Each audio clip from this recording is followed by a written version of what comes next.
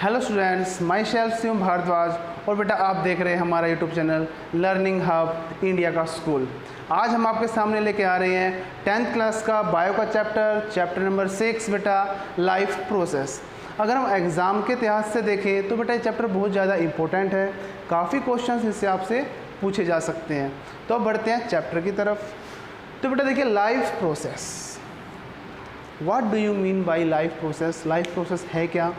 तो एवरीथिंग, हम अपना जीवन व्यापन करने के लिए जो भी सर्वाइव करने के लिए एक्टिविटी करते हैं बेटा, all kind life process, all biological process taking place in our body that are essential, बहुत ज़रूरी फॉर आवर सर्वाइवल। सर्वाइवल मतलब अपना जीवन जीने के लिए वो सब चीज़ें जो बहुत ज़रूरी हैं वो लाइफ प्रोसेस में आती हैं। फॉर एग्ज़ाम्पल हम सांस लेते हैं बेटा, लाइक रेस्पिरेशन, खाना खाते हैं, nutrition, transportation, excretion and circulation etcetera, ये हमारे सभी लाइफ प्रोसेस बेटा एक्टिविटीज़ हैं वो आती हैं।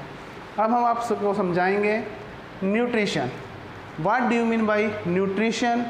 सो बेटा आपने आपकी छोटी क्लासेस में पढ़ा होगा फोटोसिंथेसिस, ऑटोट्रोफिक, हेटेरोट्रोफिक, तो बेटा ये सब आता है हमारे न्यूट्रिशंस में।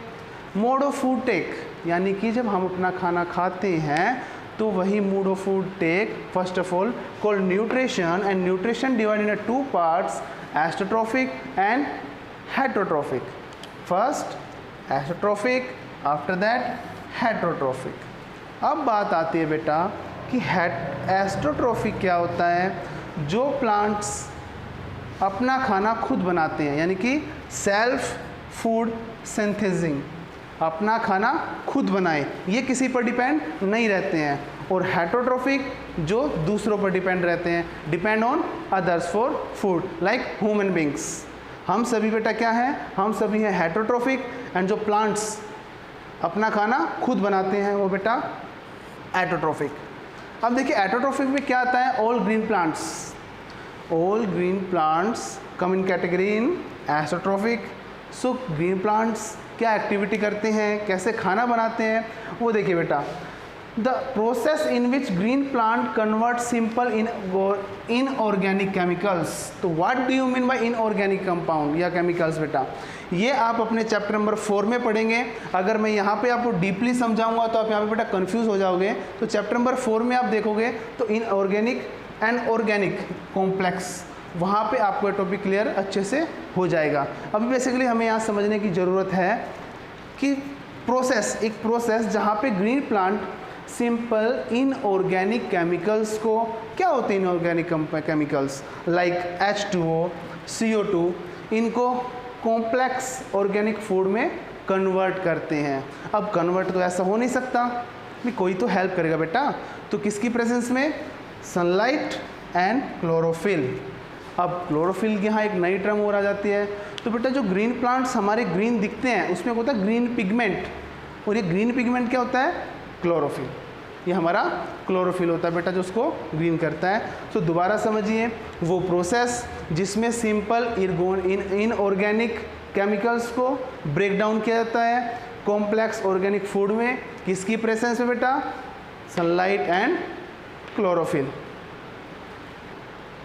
अब बेटा देखिए साइंस तो वर्डिंग को कम और इक्वेशन को ज़्यादा समझती है, तो हम इस फॉर्म को एक इक्वेशन से लिखेंगे, like CO2 plus H2O, C6H12O6 plus O2। ये बेटा आपकी प्रक्रिया है फोटोसिंथेसिस की, जो मैंने आपको बताया। ये फोटोसिंथेसिस की एक इक्वेशन है जब प्लांट्स खुद अपना खाना बनाते हैं।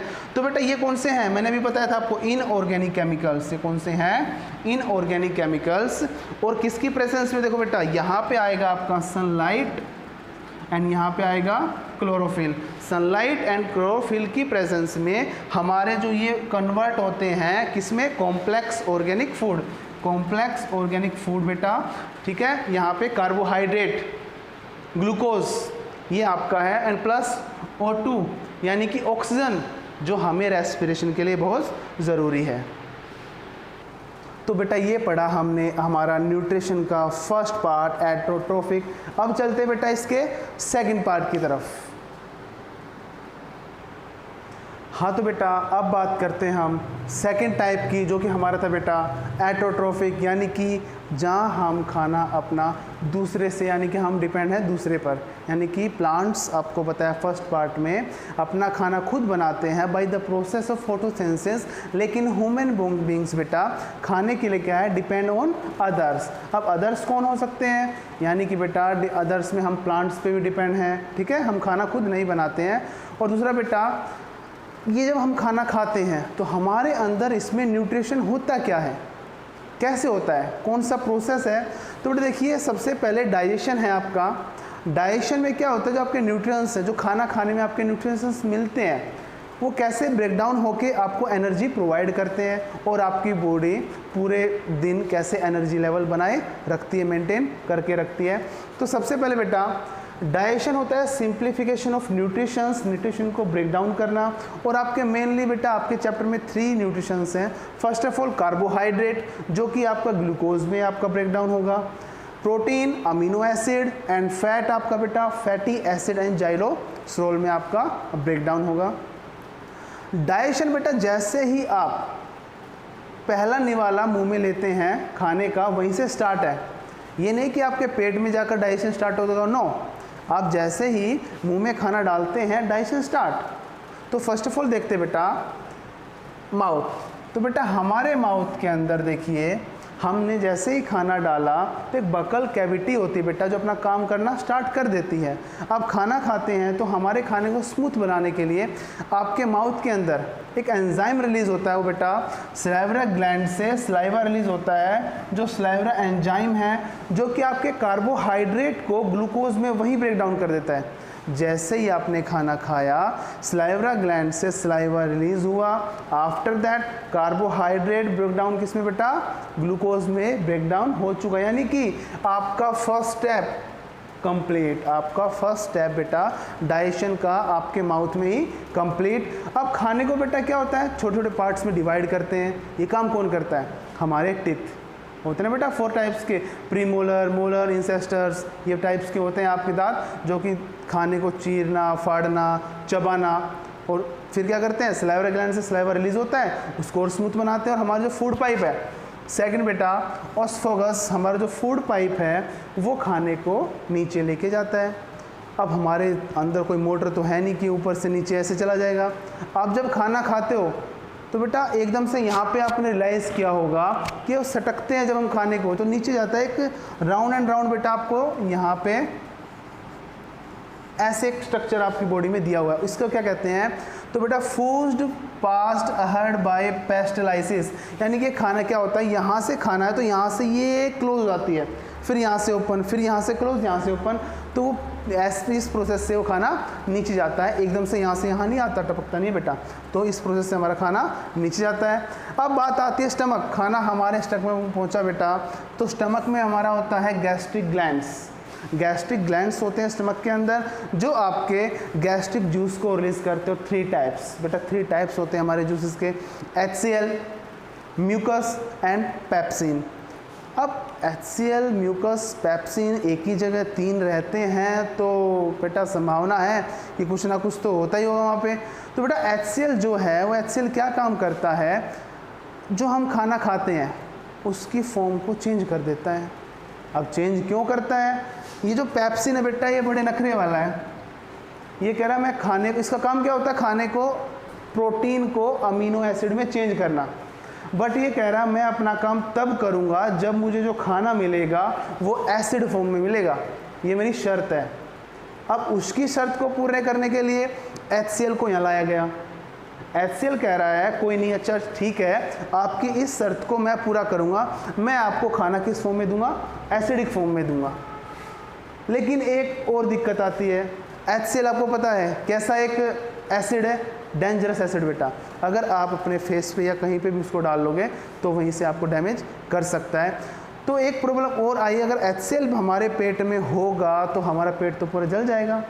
तो एक और मैंने आपको नाम बताया था बेटा, म्यूकस। अब म्यूकस ने कहा कि इसकी जिम्मेदारी मैं लेता हूँ, मैं पेट को कोई हानि नहीं पहुँचने दूंगा। तो म्यूकस बेटा क्या करता है, प्रोटेक्शन, हमारे स्टमक को प्रोटेक्ट देता है बेटा इनर लाइन में। हमारे यहाँ इनर लाइन है, यहाँ पे हमारे म्यूकस मौजूद होता है। तो पूरा प्रोसेस हमारा खाना नीचे आया तो पेप्सिन को काम करना था, लेकिन उसकी कंडीशन थी खाना मुझे एसिड में चाहिए।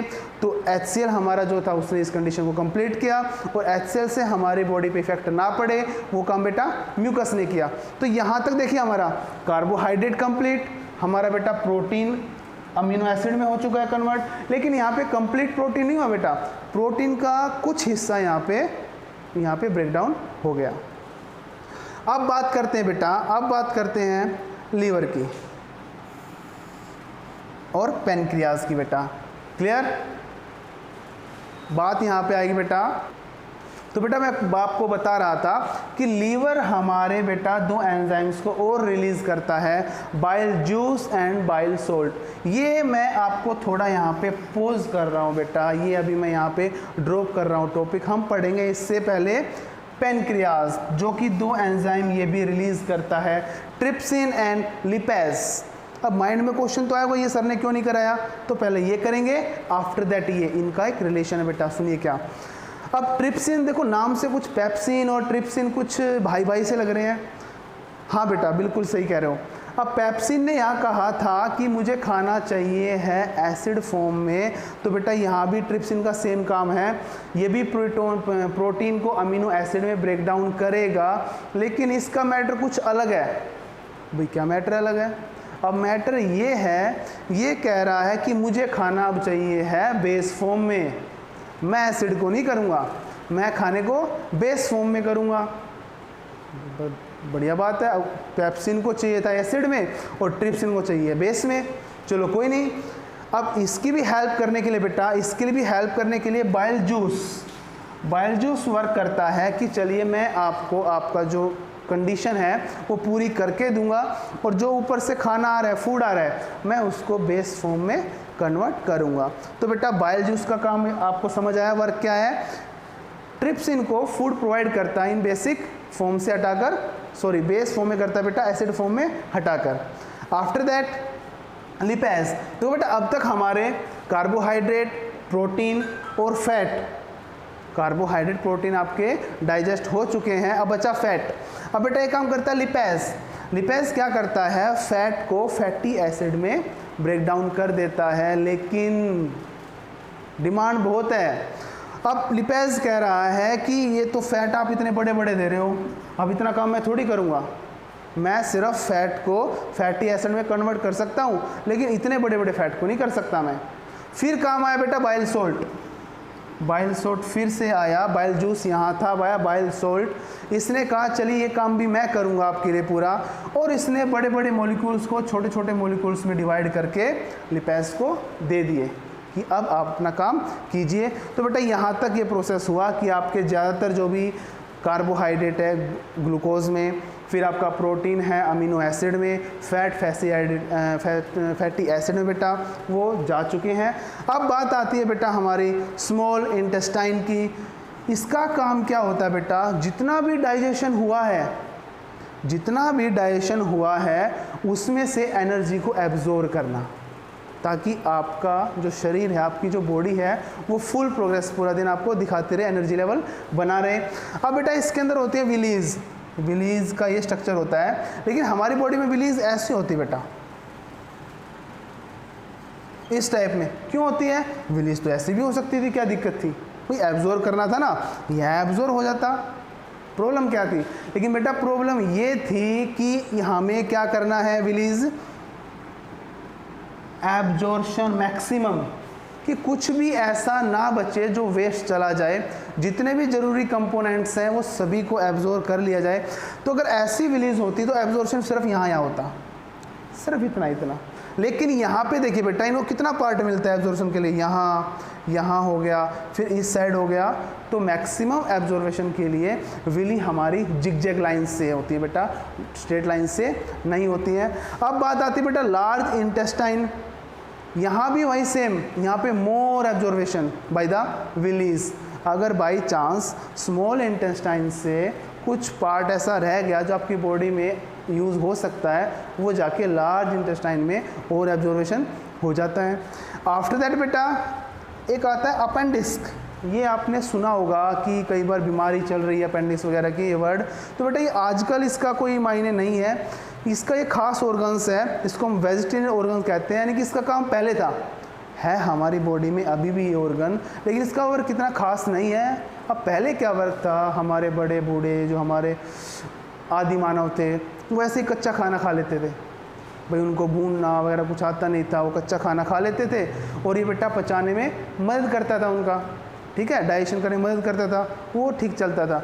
लेकिन आजकल हमारा रूटीन पूरा बिगड़ गया है, हम जंक फूड की तरफ चले गए हैं, कहीं भी चले गए हैं, तो आज हमारे शरीर की पावर इतनी नहीं है कि हम उस कच्चे खाने को एब्जॉर्ब कर सके, डाइजेस्ट कर सकें, तो वो आकर यहाँ फंस जाता है, कुछ पार्ट छोटा या कुछ भी वो यहाँ के फंस जाता है और जिससे आपको पेन होना स्टार्ट हो जाता है। फिर ऑपरेशन करके इस पार्ट को अलग ही कर दिया जाता है। तो इस पार्ट को अलग करने से भी आपकी बॉडी में कोई खास फर्क नहीं पड़ने वाला। और उसके बाद जो आपका वेस्ट बच गया वो तो आपको पता ही बेटा, वो एनस के द्वारा इजेक्शन हो जाता है, ठीक है।